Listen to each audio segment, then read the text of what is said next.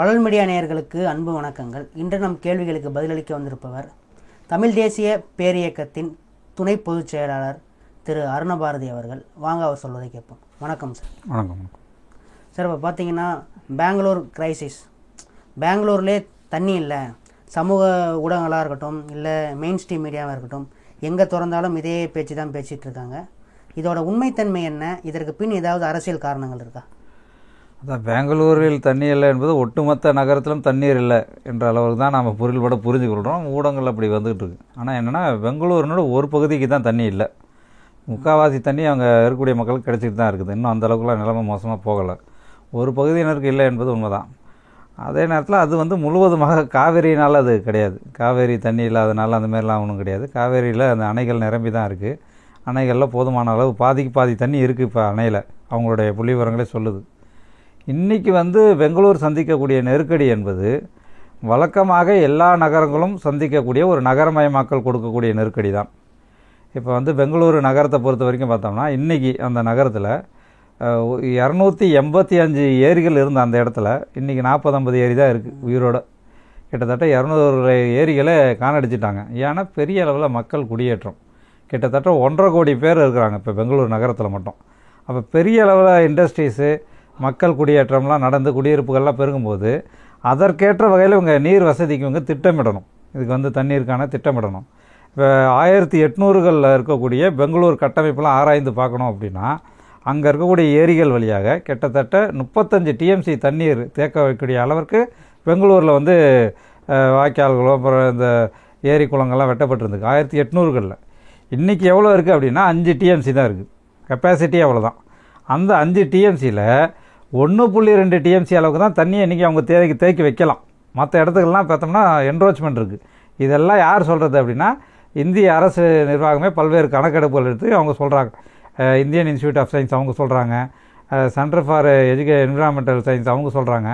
இதெல்லாம் அவங்களுடைய புள்ளி விவரங்கள். அந்த அளவுக்கு நீர்நிலைகள் அளிக்கப்பட்டு அந்த பகுதியில் தண்ணீர் தேக்கி வைப்பதற்கான எந்த வாய்ப்பும் இல்லாமல் இருக்குது. அடுத்தது, மழைநீர் சேகரிப்பு பற்றி எந்த விழிப்புணர்வும் கிடையாது. எங்கேயாவது தமிழ்நாட்டில் பெரிய அளவில் நாம் பழங்காலத்தில் சோதர காலத்துலேருந்து அதை பற்றி ஒரு புரிதல் இருக்குது. ஒரு 1000 ஆண்டுகளுக்கு முற்பட்ட கோயில் போனால் கூட, சிதம்பரம் கோயிலுக்கே போனாலும் அந்த கோயிலில் வடிவமைக்கும் போதே என்ன பண்ணுறாங்கன்னா, இங்கே மழை பெய்தால் அந்த தண்ணீர் சேகரிக்கப்பட்டு இந்த குளத்தோடு இணைக்கப்படும் அப்படின்னு அதற்கேற்ப தனியாக வாய்க்கால்களை கொண்டு வரக்கூடிய அளவிற்கு 2000 ஆண்டுகளுக்கு முன்பே சிந்தித்த இனம் தமிழினம். ஆனால் பெங்களூரில் பார்த்தோம்னா, இன்றைக்கு இருக்கக்கூடிய இவ்வளோ பெரிய அளவுக்கு வளர்ந்துருக்கு சொல்லக்கூடிய இந்த காலகட்டத்தில் கூட இந்த மழைநீர் வடிகால் என்பதற்கு எந்த வசதியுமே அவங்க செய்யலை. இப்போ இங்கே தமிழ்நாட்டை பொறுத்த வரைக்கும் ஒரு சட்டம் அதற்காக கொண்டு வரப்பட்டு ஒரு கட்டாயமாக அதை வச்சே ஆகணுன்ற அளவுக்கு ஒரு கட்டாய ஏற்பாடு இருக்குது. அதனால் எவ்வளோ பெரிய அப்பார்ட்மெண்ட்டாக இருக்கட்டும், எவ்வளோ சின்ன பில்டிங்காக இருக்கட்டும், இல்லை தனிப்பட்ட வீடாக இருக்கட்டும், மழைநீர் வடிகால் சேகரித்து நிலத்தடிக்குள்ளே விடணுன்றதுக்கு தனியாக அவங்க ஒரு வசதி செஞ்சு தான் ஆகணும். அதை அப்ரூவல்லையும் அவங்க சேர்த்து செஞ்சு அதற்கு அனுமதி வாங்கி இன்றைக்கி பெரும்பாலும் செஞ்சுக்கிட்டு இருக்கணும். தமிழ்நாட்டில் செய்து ஓரளவு அது பயனுள்ளதாகவும் இருக்குது. இந்த மாதிரியான வசதிகள் இவ்வளோ பெரிய நகரமயமாக்கல் நடந்த பெங்களூரில் கிடையாது.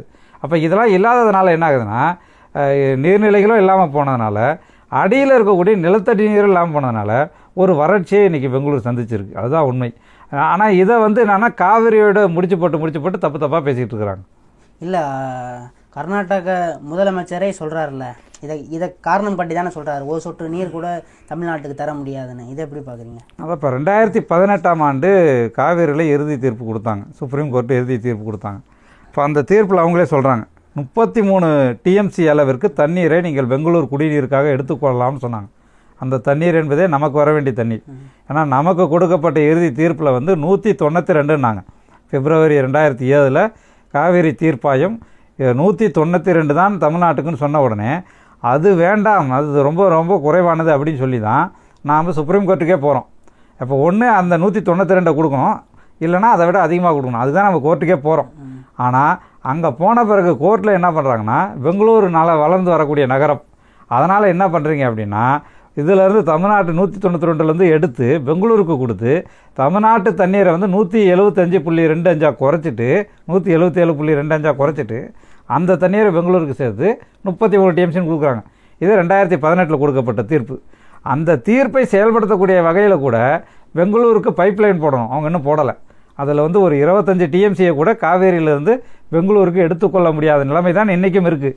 ஏன்னா இந்த 5 ஆண்டுகளாக இருந்த காங்கிரஸாக இருக்கட்டும், அவங்க அந்த மதசார்பற்ற ஜனதாதளமாக இருக்கட்டும், இன்றைக்கி அந்த பிஜேபி ஆட்சியாக இருக்கட்டும், எல்லாருமே என்னென்னா காசு கொள்ளடிக்கிறதும் ஊழலும் பண்ணாங்களே தவிர தண்ணீரை கொண்டு போய் பெங்களூரில் சேர்க்கறதுக்கும் அவங்க எந்த முயற்சியும் எடுக்கலை. இதை வைத்து தமிழர் மேலே ஒரு இன வெறியைத்தான் கக்கி கொண்டிருந்தார்கள். அதனால் காவேரி தண்ணியை கொண்டு போய் பெங்களூர் தாக்கத்தை தீர்க்க முடியல இவங்களால். இந்த தோல்வியை மறைப்பதற்காக என்ன பண்ணுறாங்க அப்படின்னா, தமிழ்நாட்டுக்கு தண்ணீர் அதிகமாக திறந்து விட்டுட்டோம், அதனால் காவேரி வற்றி போச்சு, அதனால் தண்ணி இல்லை என்பது போல் ஒரு இன வெறுப்பைத்தான் சீதாராமையா கட்டமைக்கிறார்.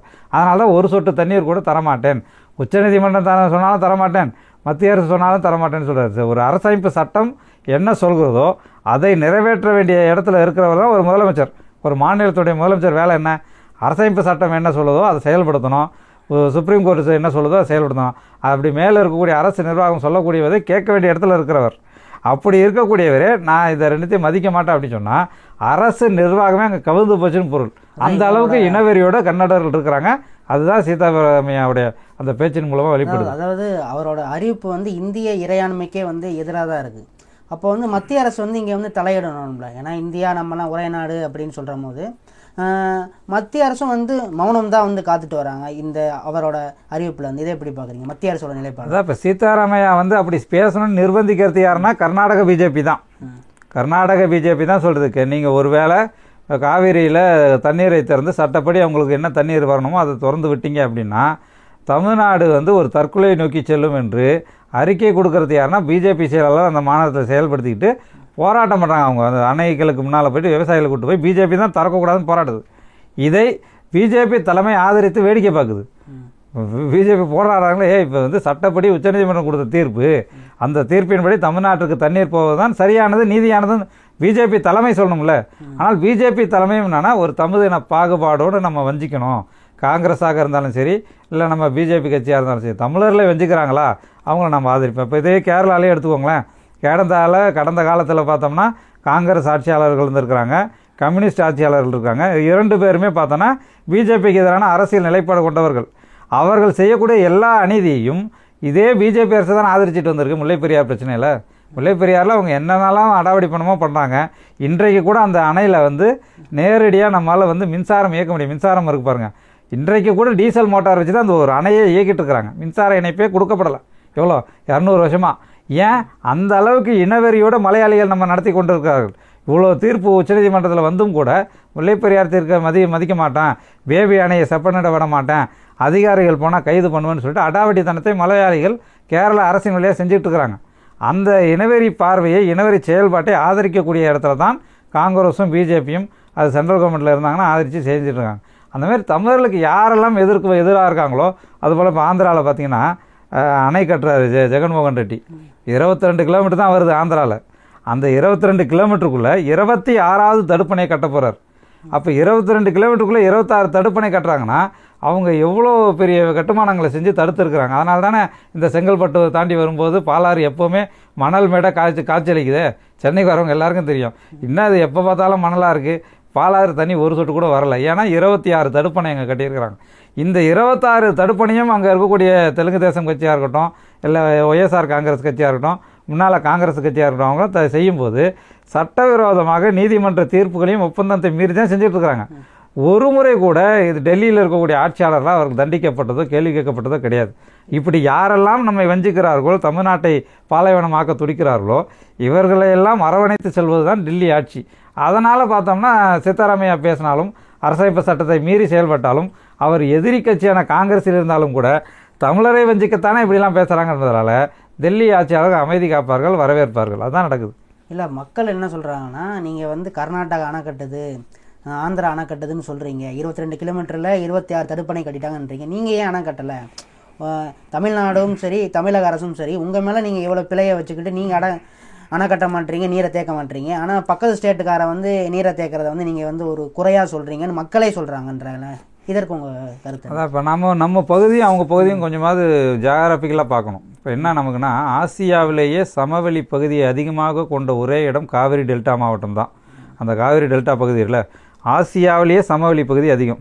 எந்த மணலும் நீங்கள் போய் ஒரு முறை தஞ்சாவூர் பக்கம் போனீங்கன்னா பாருங்கள், அந்த 3-4 மாவட்டங்களில் ஒரு குன்றோ மேடோலாம் கிடையாது. ஒரு பெரிய சமவெளி பகுதி. அது ஆசியாவிலேயே இவ்வளோ பெரிய சமவெளி பகுதி எங்கேயுமே கிடையாது. ஏன்னா அது நேரடியாக சமவெளி. அதுக்கு நீங்கள் ஏதாவது ஒரு 2 மலை இருக்குது அப்படின்னா அந்த மலைக்கு நடுவில் நீங்கள் ஒரு தடுப்பு ஏற்படுத்தி தண்ணீர் வச்சு தடுக்கலாம், அணை கட்டலாம். இப்போ கேரளாவில் அதற்கான வசதிகள் இருக்குது, ஆந்திராவில் வசதிகள் இருக்குது, கர்நாடகத்தில் இருக்குது. ஆனால் நமக்கு தண்ணீர் வந்த பிறகு இங்கே அந்த அளவுக்கு வசதிகள் கிடையாது. எங்கெல்லாம் ஓரளவு மேடுகள் இருக்கோ அங்கெல்லாம் தடுப்பணை கட்டிக்கிட்டு தான் இருக்கிறோம். இப்போ இன்றைக்கும் பாருங்கள், இந்த செங்கல்பட்டு தண்ணி இப்படி வருது பாருங்கள், பாலாறு. அங்கே நம்ம வாயிலூர்கிட்ட தடுப்பணை கட்டி தானே இருக்கோம். பாலாருக்கு எங்கே வாய்ப்பு இருக்கோ அங்கே கட்டியிருக்கோம். வாய்ப்பு இல்லாத இன்னும் சில இடங்கள் இருக்குது. கொள்ளிடத்தில் ஒரு 7 தடுப்பணை வேணும், அதற்கு விவசாயிகள் போராடுறாங்க, செய்கிறாங்க, அதுக்கு திட்டம் போடுறாங்க, அது வேறு. ஆனால் ஒரு பெரிய அணை என்பதை தமிழ்நாட்டுக்குள்ளே கட்டவே முடியாது. ஏன்னா நமக்கு அதற்கான நில வசதி கிடையாது. அப்போ என்ன பண்ணுறோம் அப்படின்னா, ஏற்கனவே இருக்கக்கூடிய நீர்நிலைகளை புதுப்பித்து அதில் நம்ம தண்ணீர் தேக்கக்கூடிய வேலைகளை தான் செய்கிறோம். ஆனால் அந்த வேலைகளுக்கு இதே கர்நாடகம்லாம் கடுமையான எதிர்ப்பு தெரிவிக்குது. இப்போ காவேரி தண்ணீர் வருது, அதை குண்டாரோடு இணைக்கிறதுக்கான திட்டம் நம்மகிட்ட இருக்குது. அதை செய்யக்கூடாது என்று ஒத்த காலில் நிற்கிறது யார்? கர்நாடகம் தான். அது செய்யக்கூடாது. நம்ம தண்ணி, நமக்கு வரக்கூடிய உரிமையான காவேரி தண்ணீரை நாம் பயன்படுத்தி குண்டாரோடு இணைச்சி அதை வெவ்வேறு பாசனத்துக்கு பயன்படுத்த திட்டம் வர்றோம், செய்யக்கூடாதுன்றாங்க. அதுபோல் தமிழ்நாட்டுக்குள்ளேயே ஒகேனக்கல் கூட்டு குடிநீர் திட்டத்தை நாம் செயல்படுத்துகிறோம், நமக்கு கொடுக்கப்பட்ட தண்ணீரை செயல்படுத்துகிறோம், அதை செய்யக்கூடாதுன்றாங்க.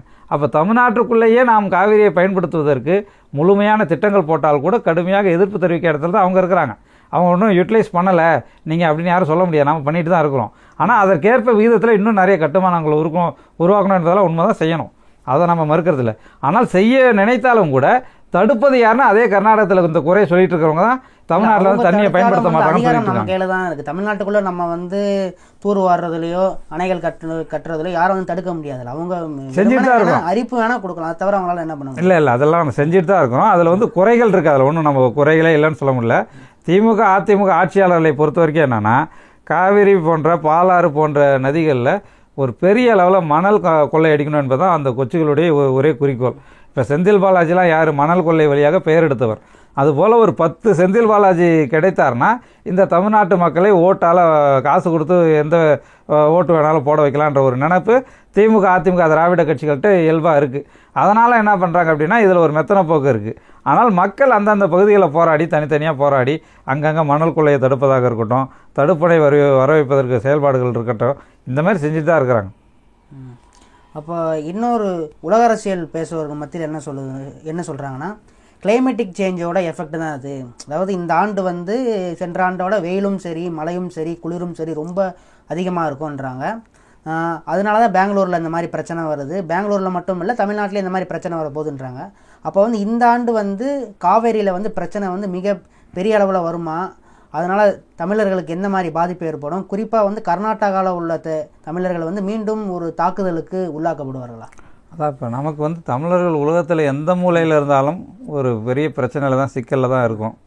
அது கர்நாடகத்தில் இருந்தாலும் சரி, தமிழீழத்தில் இருந்தாலும் சரி, மலேசியாவில் இருந்தாலும் சரி, சிங்கப்பூரில் இருந்தாலும் எல்லாருமே.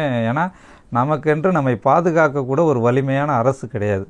ஒரு அரசு நிர்வாகம் நமக்கு ஒரு இறையாண்மை இல்லாததுனால எல்லா இடத்துலையும் நம்ம ஒரு தலைமையில கத்தி தொங்கிட்டே தான் இருக்குது. நமக்கு கர்நாடகத்தில் இன்னும் கூடுதலாக இருக்குது. ஏன்னா அவங்க கர்நாடகத்தில் ஒரு இனவெறி செயல்பாட்டோட 91லேயே காவிரி கலவரம் என்ற பேரில் ஒரு கலவரத்தை நிகழ்த்தி 2 லட்சம் தமிழ் மக்கள் அகதிகளாக வந்தாங்க தமிழ்நாட்டுக்கு. அந்த அளவுக்கு இனக்கலவரத்தை செய்தவர்கள் 2016 நம்ம கேபிஎன் பஸ் 200 பஸ்ஸை கொளுத்தி விட்டாங்க. பலரை அடித்து, லாரி டிரைவரெலாம் அடித்து படுகாயப்படுத்தி அனுப்புனாங்க. இப்போ அவங்களுக்கு தண்ணீர் பிரச்சனை, தண்ணீர் இல்லாத போது இந்த மாதிரி பருவநிலை தவறி அவங்களுக்கு இயல்பே ஒரு வறட்சியை சந்திக்கும் போது கூட அந்த கோபத்தை தமிழர்கள் மீது தான் காட்டுகிறார்கள், நடந்து கொண்டிருக்குது. நாம் அதில் எச்சரிக்கையாக இருக்கணுன்றது உண்மை தான். ரெண்டாவது நாம் அதிலேருந்து பாடம் கற்றுக்கொள்ளணும். இப்போ நீங்கள் ஒவ்வொரு முறையும் பார்த்தோம்னா நாம் அடி வாங்கிட்டே இருக்கிறோம் அப்படின்ற நிலைமை தான் எல்லா இடத்துலையுமே இருக்குது. நாங்கள் ஒரு நல்ல ஒரு எடுத்துக்காட்டு சொல்கிறோம். இப்போ 91 காவிரி கலவரம் நடந்தபோது தமிழ்நாட்டில் இருக்கக்கூடிய ஆளுங்கட்சியாக இருந்த அதிமுகவும் சரி, திமுகவாக இருந்தாலும் எதிர்கட்சியாக இருந்தாலும் குறைந்தபட்சம் நம்முடைய தமிழ் மக்கள் கர்நாடகத்திலேருந்து அடித்து விரட்டப்பட்டிருக்காங்களே, வீடுகள் கொள்ளையிடப்பட்டிருக்க, ஒரு 18 பெண்களை கற்பழித்து கொண்டாங்க 91 கலவரத்தில். குறைந்தபட்சம் அந்த உடல்களை போய் பார்க்கறதுக்கு கூட தமிழ்நாட்டிலேருந்து ஒரு கட்சி தலைவர் பெங்களூருக்கு போகலை. இன்றைக்கி தமிழ்நாட்டுக்குள்ளே ஏதாவது ஒரு சின்ன சிக்கல் நடந்தால் 2011 பாருங்கள், முதலிவாக்கத்தில் ஒரு கட்டடம் இடிஞ்சு போச்சு, 11 மாடி கட்டடம் இடிஞ்சு போச்சு, 65 பேர் இறந்து போகிறாங்க. அதில் 5 பேர் ஆந்திராக்காரங்க, ஆந்திர கூலி தொழிலாளிகள். அந்த 5 பேர் உடலை வாங்குவதற்கு யார் வந்தாங்கன்னா ஆந்திர முதலமைச்சர் சந்திரபாபு நாயுடு வந்தார் வாங்குறதுக்கு. வந்து வாங்கிட்டு போயிட்டு எங்கள் ஊர்லேருந்து கூலி தொழிலாளிகள் இங்கே சென்னைக்கு வேலைக்கு வராமல் நாங்கள் பார்த்துக்குறோம் அப்படின்னு பேட்டி கொடுத்துட்டு போனோம். அதான் ஒரு பொறுப்புள்ள ஒரு முதலமைச்சருடைய செயல்பாடு. பாதிக்கப்பட்ட ஏன் பண்ண மாட்டாங்கன்னா அவர்கள் தமிழ் மக்களுடைய பிரதிநிதிகளாகவே தங்களை உணரவே இல்லை. திமுகவாக இருக்கட்டும் அதிமுகவாக இருக்கட்டும், தமிழ் மக்களை சுரண்டக்கூடிய ஒரு வேட்டை நாயாக இருக்காங்களே தவிர என்றைக்கும் இந்த மக்களுக்கு நாம் தானே பாதுகாப்பு என்று எந்த பிரச்சனையும் அவங்க கருதுனதில்லை. இப்போ வந்து பெங்களூர் கலவரத்தில் இப்படி கண்டுக்காமல் இருக்கிறாங்களே இப்போ திமுகவும் அதிமுகவும், அதுபோல் ஒரு ஒரு ஒரு பிரச்சனை தான் இன்றைக்கும் இருக்குது. இப்போ இதே ஆந்திராவில் 20 தமிழர்கள் சுட்டுக் கொல்லப்பட்டாங்க. அந்த 20 தமிழர்களுடைய உடலை போய் இவங்க தமிழ்நாடு அரசு வாங்கணும்ல, வாங்கி நாங்கள் வந்து எங்கள் மக்கள் தான் இங்கே வந்து இது வந்துட்டாங்க, வழி தவறி இந்த மரம் வெட்டுறதுக்கு வந்துட்டாங்க, நாங்கள் வந்து பொறுப்பேற்றுக்கிறோம், இவர்களை வந்து வரவிடாமல் நாங்கள் செய்கிறோம், நாங்கள் வந்து அவங்களுடைய பாடியை கொண்டு போய் அடக்க பண்ணோம். அந்த மாதிரிலாம் செய்யலையே இவங்க. தமிழ்நாடு அரசு பொறுப்பேற்கலை. குறைஞ்சபட்சம் ஆந்திர அரசை கண்டிக்கணும்ல. மனித உரிமைகள் காக்கா குருவிக்கு கூட நீதி இருக்குன்றீங்களே, ஒரு மனிதனை தமிழனை நீங்கள் எப்படி சுட்டுக்கொள்ளலான்னு கேட்கணும்ல. தமிழ்நாடு என்ன செஞ்சிச்சு, அரசு என்ன செஞ்சிச்சு? அப்போ வந்து தமிழர்களுக்கு எங்கே போனாலும் எந்த மனித உரிமை கூட கிடையாதுன்ற அளவில் தான் நாம் இருக்கிறோம். இது அந்த 2 சம்பவம் பார்க்குறோம். இதுபோல் 2011 நடந்துச்சு. 2011 முல்லைப்பெரியார் உரிமைக்காக தமிழ்நாட்டில் போராட்டம் நடக்குது. முல்லைப்பெரியார் அணை நீரில் ஒரு தீர்ப்பு வருது, செயல்படுத்த மாட்டாங்க. அப்போ தமிழ்நாட்டுக்குள்ளே போராட்டம் நடந்த உடனே என்ன பண்ணுறாங்க, மலையாளிகள் தமிழர்களை தான் எங்கே அடித்தாலும் கேட்க மாட்டாங்களே அப்படின்னு சொல்லிட்டு அங்கே வரக்கூடிய ஐயப்ப பக்தர்களை போய் தாக்குறாங்க. சாதாரண ஐயப்ப பக்தர்களுக்கு என்ன அவனா முல்லைப்பெரியார் உரிமை கேட்டால் போகிறான், அவன் ஐயப்பங்களுக்கு சாமி கும்பிட போகிறான், அவர்களை தாக்கினார்கள். அப்போ தமிழ் தேசிய பெருக்க நாங்கள் இருக்க அமைப்பு என்ன பண்ணோம்னா, இந்த முறை வந்து நாம் எல்லாம் வேடிக்கை பார்த்தோம்னா ஒரு வேளை 90 கலவரம் போல் நடக்கலாம், அதுபோல் வந்து பாலாத்தில் இது பண்ணோம், அதுவும் யாரும் கேட்கறதுக்கு இல்லாமல் இருந்துச்சு. இந்த முறை அமைதியாக இருக்கக்கூடாதுன்னு சொல்லிட்டு 2011 டிசம்பர் மாதம் நினைக்கிறேன், நான் உட்பட எங்கள் தோழர்லாம் முடிவு பண்ணி தமிழ்நாடு முழுக்க மலையாள ஆளுக்காசு நகை நிறுவனங்கள் இன்றைக்கி முற்றுகையிடுவோம், அவன் கடையை நீங்கள் மூட சொல்லுவோம். முல்லைப்பெரியார் உரிமைக்காக எங்கள் ஊர் தமிழன் நீ அங்கே கையை வச்சனா உன்னுடைய மலையாளி நகை நிறுவனங்களும் மலையாளிகளும் தமிழ்நாட்டில் நிம்மதியாக வாழ முடியாது என்று எச்சரிக்கை விடுத்தோம். போராட்டம் நடத்தி எங்களை ஒரு 50 பேர்கிட்ட கைது பண்ணாங்க. தமிழ் தேசிய பேர்களை பல ஊர்களில் கைது பண்ணி பல்வேறு வழக்குகளில் சிறையில் அடித்தாங்க. இது நடந்து 2 நாள் ஆச்சு. 3வது நாள் யாருக்கிட்ட இருந்து அறிக்கை வருதுன்னா உம்மன் சாண்டிகிட்ட இருந்து வருது. யார்? கேரளா முதலமைச்சர், எங்களுடைய நகை நிறுவனங்கள்லாம் தமிழ்நாடு அரசு பாதுகாக்க கொடுக்க வேண்டும், அதுபோல் கேரளாவுக்கு வரக்கூடிய தமிழ் பக்தர்களுக்கு நாங்கள் பாதுகாப்பு கொடுப்போம். இந்த வாய் எங்கே போச்சு 2 நாளைக்கு முன்னால் தாக்கும்போது? அப்போ உன்னுடைய நகை நிறுவனங்கள் உன்னுடைய ஆட்கள் இங்கே இருந்தாங்க, அவங்கள தாக்குவோன்னு ஒரு பயம் வந்தால் தானே நீ வந்து எங்கள் மக்களை பாதுகாப்புனா அதைத்தான் நம்ம வந்து செய்யணும். எங்கே நம்முடைய மக்கள் தாக்கப்பட்டாலும் இங்கே குறைந்தபட்சம் அவருடைய நிறுவனங்களை முற்றுகையிட்டு மூடக்கூடிய ஒரு விழிப்புணர்வு அரசியலும் அந்த மாநிலத்தவருடைய பொருட்களை புறக்கணிக்கக்கூடிய ஒரு விழிப்புணர்வு போராட்டமும் நடந்தால்தான் அவங்கள நம்பி அவங்க வந்து நம்மளை நம்பி இருக்காங்கன்றதே புரியப்படும். ஏன்னா இந்த 3 மாநிலங்களும் பிரதானமான பொருட்கள் நம்மகிட்ட தான் வாங்கிட்டு போகிறாங்க. இப்போ கேரளாவுக்கும் சரி, ஆந்திராவுக்கும் சரி, கர்நாடகத்துக்கும் சரி, முக்கியமான பொருட்கள் எங்கேருந்து போகுது? தமிழ்நாட்டில் தான் போகுது. உப்பு இங்கேருந்து போகுது, அரிசி இங்கேருந்து போகுது, பால் இங்கேருந்து போகுது, முட்டை இங்கேருந்து போகுது, எல்லாவற்றையும் வாங்கிக்கிறாங்க. நம்ம தண்ணீரையும் திருடி வச்சுக்கிறாங்க. அப்போ எல்லாத்தையும் வாங்கி கொள்ளக்கூடிய அவர்கள் இதெல்லாம் வந்து நம்மகிட்ட போன்றதையும் உணரலை அப்படின்னா நாம் அதை உணர்த்த வைக்கக்கூடிய வேலையை செய்யணும். அப்படி செய்யாமட்டோம் அப்படின்னா நாம் தான் திரும்ப திரும்ப ஒரு பாதிப்பு ஆளாகிட்டே இருக்கும். எனவே இந்த விழிப்புணர்வும் எச்சரிக்கையும் தமிழ் இனத்திற்கு தேவை. அதைத்தான் நம்ம வலியுறுத்துகிறோம். திமுக அரசு வந்து இந்த நதிநீர் பிரச்சனையாக இருக்கட்டும், இல்லை இந்த நீர் தட்டுப்பாடு பிரச்சனையாக இருக்கட்டும், இதை எப்படி அணுகுதுன்னு நினைக்கிறீங்க, எப்படி அணுகணும்னு நினைக்கிறீங்க? அதான் திமுக வந்து எப்போவுமே வந்து தமிழின துரோகத்தை தான் ஒரு முதன்மை அரசியல் வேலை திட்டமாக செஞ்சுட்டு இருக்கு. ஏன்னா திமுகவினுடைய தொடர்ச்சியான வேலையே இதுதான். ஏன்னா இப்போ வந்து துரைமுருகன் வந்து கோமாளி மாரி பேசிக்கிட்டு இருக்கார். அவங்க வந்து அவன் சொல்கிறான் வந்து அணை கட்டுவதற்கு எல்லா வேலைகளையும் செஞ்சு நடுவன் நீர் ஆணையம் வரைக்கும் போயிட்டான். போயிட்டு இந்த காவிரி மேலாண்மை ஆணையத்தினுடைய கூட்டத்திலேயே கூட சூழ்ச்சிகளை செஞ்சு ஒப்பந்தம் வாங்கிட்டாங்க. சாதாரணமாக அது காவிரி மேலாண்மை ஆணையம் என்பது என்ன, எல்லா மாநிலங்களும் இருக்கக்கூடிய ஒரு அவை, அதிலேயே சூழ்ச்சி செஞ்சு ஒப்பந்தத்தை அவன் இது பண்ணி தீர்மானம் வாங்கிட்டான். மேகைத்தாட்டு அணைக்கு கட்டுவதற்கு நாங்கள் ஒப்புதல் அளிக்கிறோம். காவிரி மேலாண்மை ஆணையம் கடிதம் கொடுத்துட்டான் நீர்வள ஆணையத்துக்கு. அப்போ முதல்ல ஃபாரஸ்ட் டிபார்ட்மெண்ட் போனான், அடுத்தது இங்கே வந்தான், ஒவ்வொன்றா கிளியர் பண்ணிட்டு வரான். டீட்டெயில்டு ப்ராஜெக்ட் ரிப்போர்ட் வேறு ரெடி பண்ணிட்டான். அந்த அளவுக்கு அவன் வந்து சூழ்ச்சி பண்ணிவிட்டு அவங்க வந்து காங்கிரஸாக இருக்கட்டும், பிஜேபியாக இருக்கட்டும், பிஜேபி ஆட்சி ஒரு ஸ்டெப் எடுத்து வச்சா காங்கிரஸ் அடுத்த ஸ்டெப் எடுத்து வைக்குது. அவங்களுக்குள்ள ஒரு ஒருங்கிணைவு இருக்குது. ஏன்னா அந்த மேகத்தாட்டு என்பது அவங்களுக்கு ஒரு இது முக்கியமானதுன்னு அவங்க பார்க்குறாங்க. அதே போல் இதை வச்சுட்டோம், மேகத்தாட்டை நம்ம கட்டிட்டோம் அப்படின்னா தமிழ்நாட்டில் காவேரிக்கு குரல் வராது. ஏன்னா தண்ணியே வராது, விவசாயத்தை மறந்து மக்கள் வெளியே போயிடுவாங்க. அப்போ காவேரி பிரச்சனை நீடிக்காது. அப்போ எப்படியாவது இந்த அணையை கட்டணும்னு சொல்லிட்டு பிஜேபி காங்கிரஸ் அங்கே போட்டி போட்டுட்டு வேலை பார்க்குறாங்க. இங்கே இருக்கக்கூடிய திமுக வந்து இதை புரிந்து கொள்ளணும்ல. அதுக்கு என்ன சொல்கிறாங்க, நாங்கள் வந்து செங்கல் வச்சா நான் அப்படின்னு கேட்குறாங்க. அவன் மணல் இறக்கிட்டான். நீங்கள் போய் அங்கே போயிட்டு பார்த்து வந்தாங்க, ஓசூர் மாரிமுத்து தோழெல்லாம் போய் பார்த்துட்டு வந்தாங்க. மணல் இறக்கிட்டான், கல் இறக்கிட்டான், எல்லாமே அங்கே இறக்கிட்டான். நீங்கள் ஆனால் அது உள்ளே வந்து ஃபாரஸ்ட் டிபார்ட்மெண்ட் இருக்கக்கூடிய இடம். ஃபாரஸ்ட் டிபார்ட்மெண்ட் இருக்கக்கூடிய இடம்னா வாசல்லே கேட்டு போட்டு நம்மளை விட மாட்டாங்க. ஃபாரஸ்ட் டிபார்ட்மெண்ட் அனுமதி வாங்கினா தான் போக முடியும். கிட்டத்தட்ட 4500 ஏக்கர் பகுதி என்பது தண்ணீர் தேக்கப்பட்டால் ஃபாரஸ்ட் மூழ்கி போய்டுன்றதுனால பழங்குடியின மக்கள் புகார் கொடுத்ததுனால அது நின்றுட்டுருக்கு. இப்போ சுற்றுச்சூழல் வனத்துறை அனுமதி கிடைச்சா பட்டுன்னு கட்டிடுவான். ஏற்கனவே 65 இதானே நடந்துச்சு. 65 காவேரியில் அவங்க அணை கட்ட போனோம்னு சொன்னாங்க கர்நாடகம்.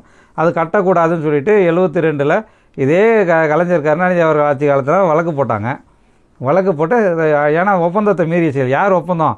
1892 ஒப்பந்தம் காவேரி ஒப்பந்தத்துலையும் சரி, 1924 காவேரி ஒப்பந்தத்துலையும் சரி, ரெண்டுத்துலேயுமே இருக்குது. நீங்கள் ஒரு அணை கட்டுவதாக இருந்தால் கீழ்ப்பாசன மாவட்டங்களை ஒப்புதல் இல்லாமல் கட்ட முடியாது. அதுதான் ஒப்பந்தம். அதனால தான் என்ன பண்ணாங்க, கேஆர்எஸ் டேம் இருக்குது பாருங்கள், இன்றைக்கி இருக்க அந்த டேம் அவங்க வந்து 1906 கட்ட போகிறோன்னு சொல்கிறாங்க. 1924 ஒப்பந்தம் வரைக்கும் பேச்சுவார்த்தை நடத்தணும். கட்ட போகிறானோடனே நம்ம தமிழ்நாட்டுக்கிட்ட அனுமதி கேட்குறாங்க. அன்றைக்கி வெள்ளைக்கார ஆட்சியாளர்கள் அவங்க மைசூரில் ஒரு மன்னர் ஆட்சி நடக்குது. அந்த மைசூர் அரசனுடைய நிர்வாகமும் வெள்ளையர்களும் தமிழ்நாட்டு சார்பாக பேசுகிறாங்க. பேசி 10-15 வருஷம் பேசுகிறாங்க. பேசிட்டு தான் என்ன பண்ணுறாங்க, நீங்கள் கேஆர்எஸ் டேம் கட்டிக்கோங்க, நாங்கள் மேட்டூரில் ஸ்டான்லி அணை இன்றைக்கி இருக்கக்கூடிய அணையை கட்டிக்கிறோன்னு சொன்னாங்க. இப்படி ஒப்பந்தத்தின் அடிப்படையில் 1935 2 அணையும் கட்டப்படுது. இப்படி தான் கட்டணும். கட்டுறதா இருந்தால் ஒன்று அவன் கட்டினானா நாம் கட்டலாம், இல்லை நமக்கு கட்டுறதுக்கு வாய்ப்பே இல்லைன்னா அவன் கட்டக்கூடாது. அந்த தண்ணியை நம்மகிட்ட வரணும். அதே நேரத்தில் 2 பேரும் பரஸ்பரமாக இந்த ஒப்பந்தப்படி இந்த மாதம் இவ்வளோ தண்ணி விகிதாச்சாரப்படி பகிர்ந்து கொள்ளணும் தான் தீர்ப்பு. ஆனால் இவங்க என்ன பண்ணுறாங்க அப்படின்னா கட்ட போகிறான்னு முடிவெடுக்கிறாங்க. அப்போ தமிழ்நாட்டின் ஒப்புதல் இல்லாமல் கட்டக்கூடாதுன்னு இவர் வழக்கு போடுறார். கலைஞர் கருணாநிதி ஓடுறாரு. போட உடனே அவங்க இந்திரா காந்தி அம்மையார் டெல்லியில் காங்கிரஸ் அவங்க தலைமை அமைச்சர் வழக்கை வாபஸ் வாங்க, நம்மளாம் ஒரே கூட்டணியாக இருக்கிறோன்னே நான் வந்து அந்த பிரச்சனையை தீர்த்து வைக்கிறேன்னு சொல்கிறாங்க. இவரும் வழக்கை வாபஸ் வாங்கிட்டார். வாபஸ் வாங்கிட்ட பிறகு இவர் இதை இன்றைக்கி சொல்கிறாரு பாருங்கள், செங்கல் கூட வைக்க முடியாதுன்னு. அன்றைக்கும் அதே சவடால் தான், நீங்கள் அணை கட்டிடுவீங்களா, நாங்கள் பார்த்துருவோம் அப்படின்னு சொன்னாங்க. ஆனால் அவன் 5 அணை கட்டிட்டான். அந்த இதில் ஏமாவதி, ஏரங்கி, கபினி, சொர்ணாவதி, அர்க்காவதி 5 இடத்துலையும் 5 அணைகளை சட்டவிரோதமாக இன்றைக்கும் அந்த அணை செயல்பட்டு கொண்டிருக்கிறது. சட்டவிரோத அணைகள். இந்த 5 அணைகளுக்கும் தமிழ்நாடு ஒப்புதல் தெரிவிக்கவே இல்லை. ஆனால் அந்த நேரத்தில் துரைமுருகனுடைய முன்னோர் அதே திமுக ஆட்கள் அதே வாய்ச்சவடால் தான் அடிச்சுட்டு இருந்தாங்க. அதனால் இந்த வாய்ச்சவடால் பேர்வெளிகள் துரைமுருகன் போன்றவர்களுடைய துரோகத்தினால மீண்டும் இந்த மேகதாட்டு அணை அவர்கள் கட்டிவிடாரோ என்ற அச்சம் தமிழ்நாட்டு மக்களை ஆட்டிப்படுத்தி கொண்டிருக்குது. அதனால தான் வந்து இவங்க வாய்ச்சவடால் அடிக்கணும்னா ஏதோ பேசியிருப்பாங்க. இப்போ வேறு அவங்க இந்தியா கூட்டணியினால் காங்கிரஸோட ஒன்றா இருக்கிறதுனால தமிழ் இனத்தை பலி கொடுத்தாவிட்டாவது அவங்க இந்தியாவை காப்பாற்றணும், இந்தியா கூட்டணி காப்பாற்றணும்னு நினைக்கக்கூடிய அளவுக்கு ஏற்கனவே ஈழத்தில் துரோகம் செஞ்ச கட்சி தானே திமுக. அதனால் தமிழ்நாடு தமிழர்கள் செய்கிறதுல என்ன இருக்குது? அதனால் இவர்கள் துரோகம் திரும்ப செய்கிறார்களோ என்ற அச்சம் தான் தமிழ்நாட்டில் இருக்குது. எனவே தமிழ்நாடு அரசு இனியாவது இந்த போக்கை புரிந்து கொண்டு தமிழ் மக்கள் மேலே இது ஒரு பெரிய களங்கத்தை கொண்டு வந்துடும். ஏற்கனவே இந்த 3 அணைகள் 5 அணைகளை வந்து உங்கள் ஆட்சி காலத்தில் கட்டினதுனால நீங்கள் ஒரு துரோக பழியை சுமந்து கொண்டிருக்கிறீர்கள். இந்த நேரத்திலாவது மேகதாட்டு அணைக்கு ஒப்புதல் கொடுக்காமல் நீங்கள் ஏன்னா இந்த சூழ்ச்சியாக ஒப்பந்தம் வாங்கிட்டாங்கன்னு சொல்கிறோம்ல காவேரி மேலாண்மை, அதுலேயே இவங்க துரோகம் வெளிப்படுகிறது. ஏன்னா இது வரைக்கும் அந்த காவேரி மேலாண்மை ஆணையத்தில் அதனுடைய தலைவர் ஹல்தர்னு இருக்கார். ஒவ்வொரு முறை அவர் அந்த மேகதாட்டு அணையை பற்றி விவாதிக்கணும்னு சொல்லும் போதெல்லாம் எடப்பாடி ஆட்சி காலத்திலையும் சரி திமுக ஆட்சி காலத்திலையும் சரி இது விவாதிக்கணும்னு சொன்னாலே அந்த கூட்டத்துக்கே போக மாட்டாங்க. தமிழ்நாட்டு அதிகாரிகள் அந்த கூட்டத்துக்கே போக மாட்டாங்க. ஆனால் February 1 மேலாண்மை ஆணைய கூட்டத்தில் என்ன ஆயிருக்குன்னா இவங்க போய் பங்கெடுத்துருக்கிறாங்க. தமிழ்நாட்டு அதிகாரிகள் போய் பங்கெடுத்துருக்கிறாங்க. சக்சேனா என்ற அதிகாரி பங்கெடுத்துருக்கிறார். பங்கெடுத்தாங்கன்னு உடனே அதை வைத்து கொண்டு அவன் ஓட்டிங் விட்டுட்டான். ஓட்டிங்னா அவங்க வந்து உட்காந்துருக்கிறாங்கன்னு ஓட்டிங் விட்டுருவான். ஏன்னா அதில் நாம் சிறுபான்மை. எப்படி சிறுபான்மை அப்படின்னா அந்த ஆணையம் என்பது அயோக்கியத்தனமாக அமைக்கப்பட்டிருக்கு. 9 உறுப்பினர்கள். அதில் அந்த 9 உறுப்பினர்களில் 5 பேர் மத்திய அரசு சார்பானவர்கள், மத்திய அரசு நியமிக்கக்கூடியவர்கள். நேரடியாக அதனுடைய தலைவர் பார்த்தோம்னா ஹல்தர், அவர் மத்திய அரசுடைய கைக்கூலி, மோடியுடைய கைக்கூலி நேரடியாக இருக்கார். அடுத்தது 2 பேர் வந்து இந்திய அரசு நியமிக்கக்கூடிய பார்ஷியல் மெம்பர்ஸு, 2 பேர் ஃபுல் டைம் மெம்பர்ஸு. இந்த 5 பேருமே இந்திய அரசு மோடி என்ன சொல்லுதோ அதை தான் கேட்பாங்க. மோடி என்ன சொல்கிறாரு, மேகதாட்டு அணை கட்டணும்னு சொல்கிறாரு. 5 பேரும் கட்டணும்னு நிற்கிறாங்க. அடுத்தது மீதி இருக்கக்கூடிய 4 பேர் யாருன்னா கர்நாடகம், தமிழ்நாடு, புதுச்சேரி, கேரளம். அதில் தமிழ்நாடும் புதுச்சேரி மட்டும்தான் என்ன கேரளாவை மட்டும்தான் அணை கட்ட வேணான்றாங்க. ஆனால் கர்நாடக சார்பல் அதிகாரி வந்து கட்டணுன்றாரு. அப்போ 5 + 1 6, அப்போ 9 பேரில் 6 பேர் என்பது பெரும்பான்மை. எனவே தீர்மானம் நிறைவேற்றப்பட்டது. மேகதாட்டு அணை கட்டிக்கொள்ளலாம்னு நிறைவேற்றிட்டாங்க. நீங்கள் ஏன் அந்த கூட்டத்தில் போய் பங்கெடுத்தாங்கன்னு சொல்லிட்டு நாங்கள் கேட்டுகிட்டே இருக்கோம். February 1 கூட்டம் நடக்குதுன்னா 2 கேட்குறோம் நாங்கள். அறிக்கை கொடுக்குற எடப்பாடியே அறிக்கை கொடுத்து கேட்குறாரு, என்ன நீங்கள் எப்படிங்க அந்த கூட்டத்தில் பங்கெடுக்கலாம், எங்கள் வழக்கத்திலேயே இல்லையே அப்படின்னா அது இதுன்னு சொல்லி ஏமாத்தினார், துரோகம் பண்ணார் துரைமுருகன். அந்த கூட்டத்தினுடைய மினிட்ஸை எப்போ கிடைக்குது அவருக்கு? பிப்ரவரி 14 கிடைக்குது. பிப்ரவரி 14 சட்டசபையில் நேற்று தான் எனக்கு மினிட்ஸ் கிடைச்சிது, அதில் தப்பாக எழுதியிருக்காங்க, நாங்கள் மெயில் அனுப்பிட்டோம் அப்படின்னு சொல்கிறாரு.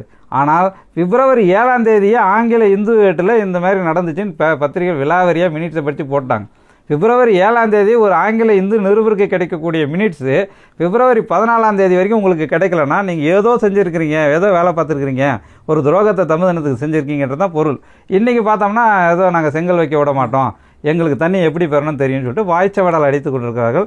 எனவே திமுக தன்னுடைய துரோகத்தை இனியாவது திருத்தி கொண்டு உண்மையிலேயே இந்த மக்களுக்கு நேர்மையாக இருக்க வேண்டும். இப்போ இவர் துரைமுருகன்லாம் பார்த்தோன்னா சொந்தமாக தண்ணி பிஸ்னஸ் பண்ணக்கூடியவர், மணல் இதுக்கெல்லாம் ஆட்கள்லாம் இருக்காங்கன்னா பல பேர் உங்கள் பிரமுகர்லாம் திமுக ஆட்கள் இருக்கிறாங்க.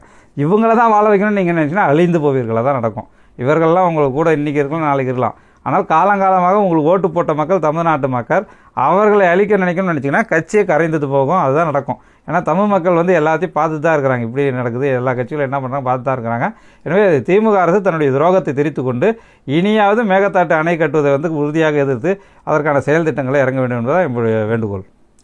மிக்க நன்றிங்கண்ணா. அனைத்து கேள்விக்கும் பொறுமையாக பதில் தந்தமைக்கு ரொம்ப நன்றிங்கண்ணா. நன்றி.